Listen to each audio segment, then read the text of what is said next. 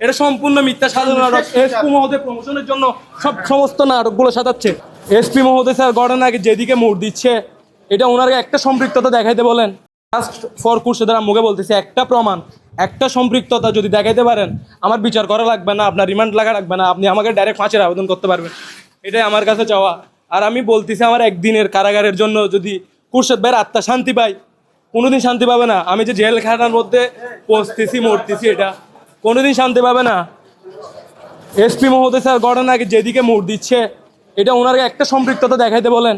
একটা কক্সবাজারবাসীর কাছে প্রশ্ন, আমি সোহেল যে ঘটনাস্থলের সাথে সম্পৃক্ত, একটা যদি আমাকে প্রশ্ন করে, একটা সম্পৃক্ততা, সিডিআর রিপোর্ট, আমি কোথায় ছিলাম, কোন জায়গায় ছিলাম, খুরশেদ ভাইয়ের সাথে আমার কোনো সামঞ্জস্যপূর্ণ সম্পৃক্ততা, কোনো ঝগড়া, এরকম একটা প্রমাণ, একটা সম্পৃক্ততা দেখাতে পারলে আমার কোনো রিমান্ডও দরকার নাই, কোনো কিছুর দরকার নাই, আমার ফাঁসি দেওয়া হোক, এটাই আমি চাই।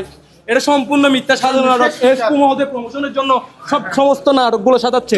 আমরা এই মামলা থেকে অব্যাহতি চাই, মুক্ত চাই, আমরা এই মামলার সাথে জড়িত না। এসপি মহোদয় সমস্ত কিছু করতেছে, এটা তারিন হচ্ছে আসামি, তারিন হচ্ছে খুনি। সমুদ্রের গর্জনে ভিন্ন স্বাদের সামুদ্রিক খাবারের ভরপুর আয়োজন উপভোগ করতে আজই চলে আসুন প্যাসিফিক বিচ লাউঞ্জ ক্যাফে কক্সবাজারে।